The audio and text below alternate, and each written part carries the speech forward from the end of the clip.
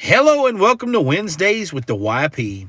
This is William Davis, youth pastor at Clays Mill Baptist Church in Lexington, Kentucky. Thank you for joining us today for the broadcast. We always look forward to Wednesdays when we can talk to youth pastors around the world, really, and be able to share ideas, answer questions, and talk about what our lives are built on, which is Christ and youth ministry. And we've gotten a lot of questions in the last 2 weeks. And let me just go over one of those questions. We received a question about how to deal with teen conflict. How do you deal with conflict between two teenagers? Now, I know there are different, attitudes. And there's different ways that you have to sort of gauge the spirit of a disagreement to where parents may need to be involved, principals, pastors. And so I'm just going to talk to you from a generic standpoint.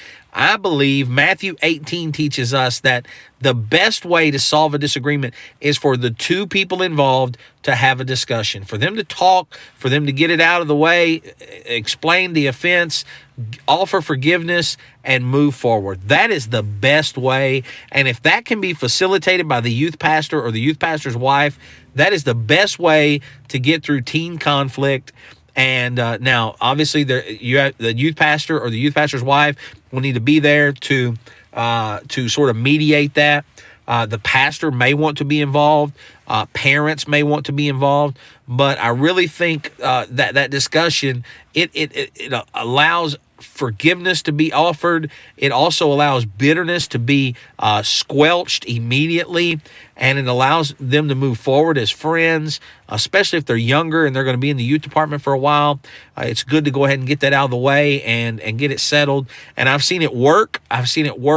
Immediately, and then friendships be built after a conflict, just because it was done right and it was done spiritually and scripturally. And so let me just, encourage you to do that. And if you have any questions, you can email us at theyplife@gmail.com, or you can call the church number, and we'd love to help you with any of the questions you may have about youth ministry.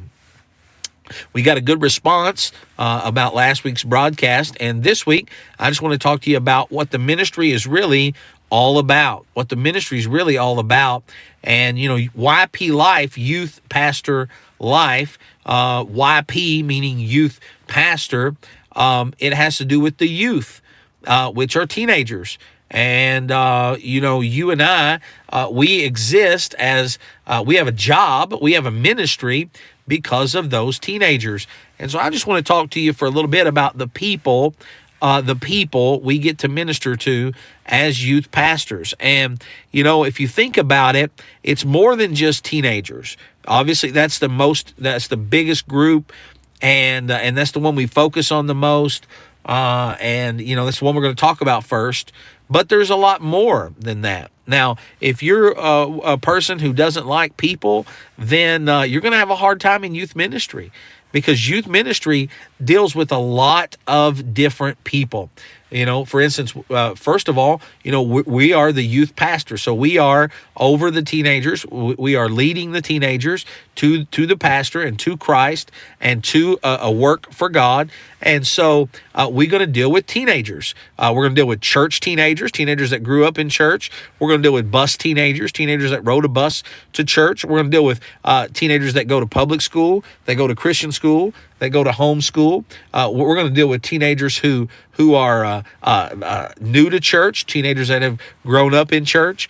And so a lot of different types of teenagers. And so we're going to deal with middle school teenagers, unfortunately. No, I'm just kidding. But we're going to deal with middle school teenagers. We're going to deal with high school teenagers. We're going to deal with boys or young men, and we're going to deal with girls or young ladies. And so all of those different types of just teenagers. And so as a youth pastor, I cannot be one-dimensional. I must grow in my ability to reach, teach, preach to people. And so people are the youth ministry. People are. And first of all, teenagers. Then second of all, their parents. every teenager comes with at least one, if not two, parents or guardians. And so that is an additional extension for me to minister to. How exciting is it that I get to minister and serve not only our teenagers, but their parents? I get to make an impact spiritually, not just on a teenager, but on a parent that runs that home. And so, boy, what a blessing it is when teenagers and their parents are both available for us to be a blessing to and a help to as youth pastors. That is a dream come true. Now, there are some parents that are more open and available than others. There are some parents who are busy and who work a lot and who have other things going on that we're not able to have as good a relationship with. However, the ones we can, we want to do so. Then with parents, you'll have some parents that'll come to church. Some parents will get saved. They'll get baptized. They'll become church members. Some are already church members. Some are staff members. And then other parents are going to be parents that don't come to church, but they allow their young people to come. We still have a job to minister to them, to be a blessing to them, to pray for them, to help them, to witness to them. And so let's not forget them. So the youth ministry is more than just teenagers. It is teenagers, it is parents. Then third of all, it's our pastor. We are called to serve, and obviously we're serving in a local church. Well, that local church is led by a pastor.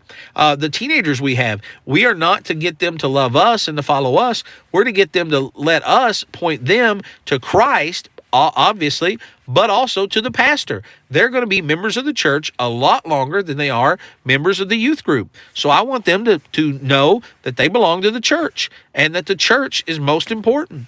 And so I want them to love their preacher. They will naturally love the youth pastor. Teenagers will naturally love the youth pastor.